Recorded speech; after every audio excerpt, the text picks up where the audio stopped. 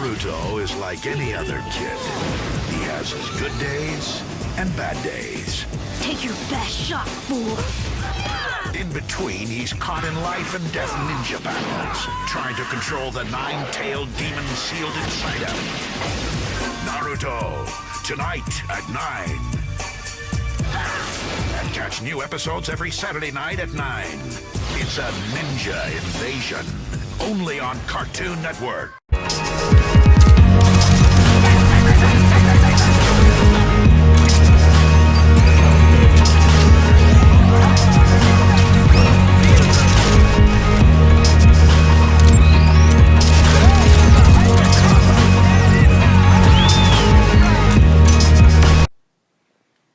Okay, so this video, I'm gonna get a lot of heat for this, but one person, because I made it in a video stating that why Naruto was the cause of Toonami's death. Now, it's one of the reasons why Toonami ended in 2008. Not the main reason, but one of the reasons. Anyway, we can actually use this as an example. This is a very good example. You know how Teen Titans Go is marathon up the ass on Cartoon Network? That's kind of what they did with Naruto in a way. Now, they didn't do it on that extent like Teen Titans Go. I don't think no network, no television show has had that extent of marathon up the ass as Teen Titans Go. However, Naruto was a big part of Toonami ending, and let me elaborate. Towards the end, Naruto had maybe about three or four times airing on Toonami scheduling when they only had, it went from 3 to 2 hours. And yes, they did air Dragon Ball Z too. They're trying to get some ratings, but they tend to air a lot of stuff. But they had majority of the scheduling. Now, a lot of people say Zatch Bell and other shows like Prince of Tennis and all those other shows failed. The reason they failed was Toonami did not market them very well. And again, they kind of moved it all the way to Toonami's Jetstream in a way, more so than they did anything else.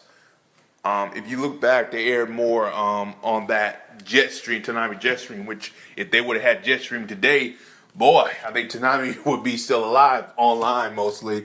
But Toonami Jetstream, it was a good business tactic. I mean, don't get me wrong, like back then, it made a lot of sense. But again, they did it at the time where the internet was still growing. And a lot of people didn't really use the internet to go to television. I mean, watch TV shows. I mean, but now if they do it today, they'll do very well. However, they were late behind the ball game. I kind of wish they still had that deal with Biz. Especially now, that definitely would have worked today. Toonami Jetstream would have definitely worked. They did keep it up for many years later, but I mean, again, the streaming, I guess you could say the streaming glamour or the streaming world we live in today wasn't really happening in 08 and 09 a little bit. It started in 010, wrapped up in a little bit 2011, 12, 13, that's when you saw little hints of it, and that's when Netflix got a little bit of attention.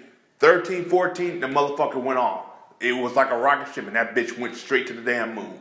And the problem was Toonami wasn't around at that time. Well, it was around 2012, came back, but by that time, they were trying to go for TV, not the streaming way, and which was a good move.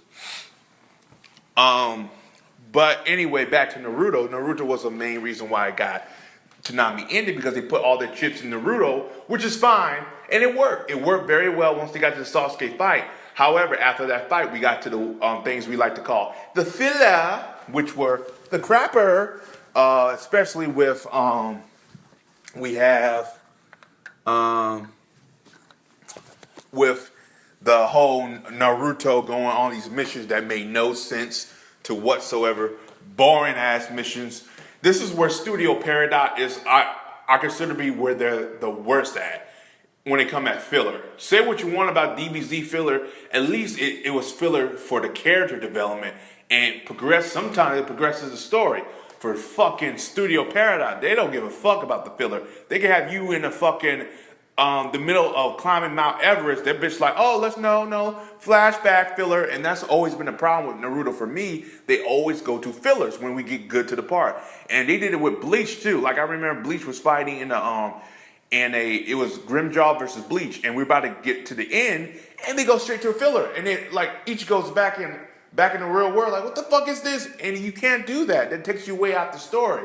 Now in Japan, I don't know how it works over there. People might be cool with that, but in fucking America, you don't do that shit at all. You make that shit work and stuff like that. You can't really do that. Sorry guys, my eyes got distracted for a minute. But yeah. But back to Naruto, it was the main reason why, because the filler didn't help. Now, people were like, it wasn't the main reason, you're stupid. Naruto kept Toonami alive. It did keep it alive, but it also killed it. Because if they didn't put all the chips in one basket, Toonami would still be around. However, I will state, Stuart Snyder canceling, that was a big issue as well too. Execs get involved with it, that's a big issue as well too. However, we cannot deny, if they had more other shows than Naruto, you never know, Toonami would still be around, but they only had Naruto, and the ratings were plummeting once we got past the filler arcs. I mean, once we got past Sasuke versus Naruto, we got into filler arcs, that's when the ratings start dipping. And we saw it too. The ratings dipped so bad that even Cartoon Network decided to pass on it for a renewal. That's how bad the ratings were for Naruto. So, yeah, Toonami can blame you can put a lot of blame on Naruto. It's not the big major thing why it got canceled, but it's the majority of the reason why. That's pretty much it, ladies and gentlemen. That's all I'm trying to say. And I was trying to explain that to somebody, and then they go on a tangent. You know how people are. And I just want to put that out there. As always, guys, like and subscribe. Peace. Have a Johnson day.